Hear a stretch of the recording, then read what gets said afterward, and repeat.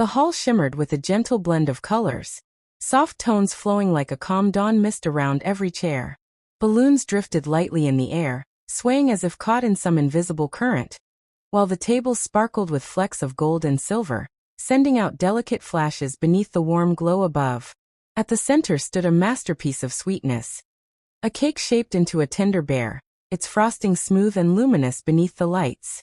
Laughter floated through the air, mingling with the faint chime of glasses, creating a melody of joy and celebration. And there she was, my wife Amelia.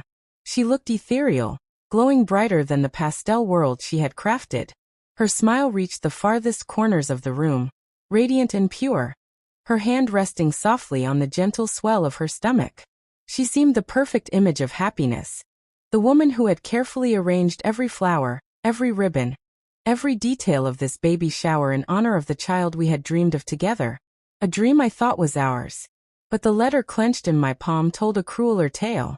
Its sharp folds cut into my skin as my fingers dug in, trying to hold myself steady.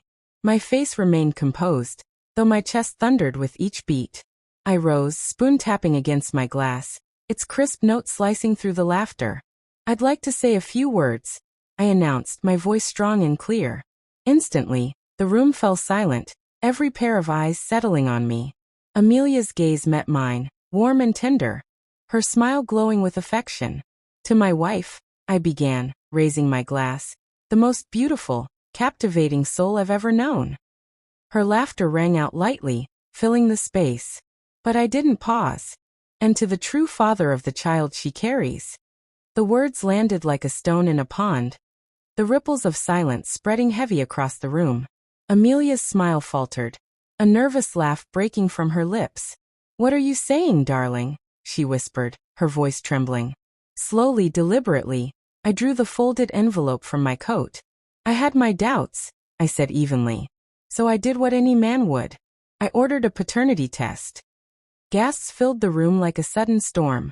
Sarah, her closest friend, dropped her glass, crystal shattering across the floor with a deafening crack. Amelia turned pale, all color draining from her face as her eyes widened in terror. "Michael, this isn't funny," she whispered, her voice brittle. I held her gaze unmoved. "Shall I read the results out loud?" 8 weeks ago, the first shadow had crept in. I had never been the suspicious type. I never checked her phone, never questioned her evenings out. But something had changed. Her hesitation over small details, the way her eyes darted away mid-conversation, the way her phone always lay face down. And then one night, as she slept, her screen lit up. A single word flashed across the display from a number I didn't know. The impact was brutal, leaving a hollow ache in my gut. I could have confronted her then, demanded the truth, but I didn't. A wise man doesn't go to war without preparation. The very next day, I hired a private investigator I trusted. What he uncovered shredded me inside. Photographs, recordings, stolen moments in dim hotel bars. And at the center of it all, Daniel, my childhood friend. It wasn't just betrayal, it was him. The man who had known my dreams, my secrets, my loyalty. His face, woven into countless memories, now stabbed at me like a blade. Fury surged in me, but I buried it deep. Revenge, I knew, was best delivered with patience. The test results came soon after. 0% chance of paternity. My world didn't collapse. It crystallized into something hard, cold, and certain. And so I played my role. I helped Amelia decorate, kissed her cheek, smiled as though nothing was wrong. I let her believe in her perfect illusion. And I made sure Daniel was invited, because I wanted him to sit in this very room and watch everything crumble. Now the silence pressed on the guests like a heavy fog. Faces shifted with shock and disbelief. Amelia's voice cracked as she tried again. "Michael, please, not here." But I raised the papers. "This child is not mine." The murmur swelled like waves breaking against rock. Her father's jaw tightened, his stern face darkened with fury. Her mother clutched her chest, horrified. In the back, Daniel sat rigid, color drained, guilt etched across his features. My eyes locked on him. "Anything you'd like to say, old friend?" "Michael," he stammered, but I silenced him with a sharp look. "Don't waste your breath." Turning back to Amelia, I demanded, "How long?" Her lips trembled. I made a mistake, she sobbed. I let out a cold, humorless laugh. A mistake? Forgetting a meeting is a mistake. This was a choice.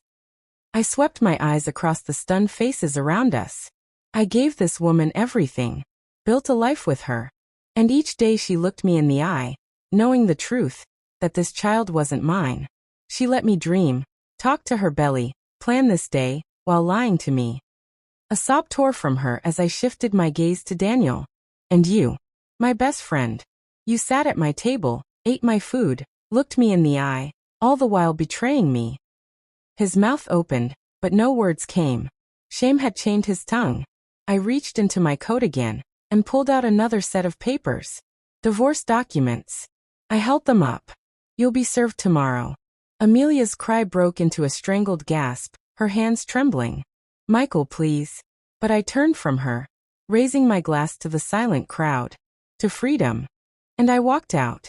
The air outside was crisp, clean, a cool balm after the suffocating weight of that room. My chest felt strangely light. I wasn't destroyed. I was free. At my car, my phone buzzed. A message from an unknown number. I'm so sorry. I stared at it for a moment, then deleted it. Some things don't deserve answers. With one final glance back at the glowing house, I slipped behind the wheel and drove away.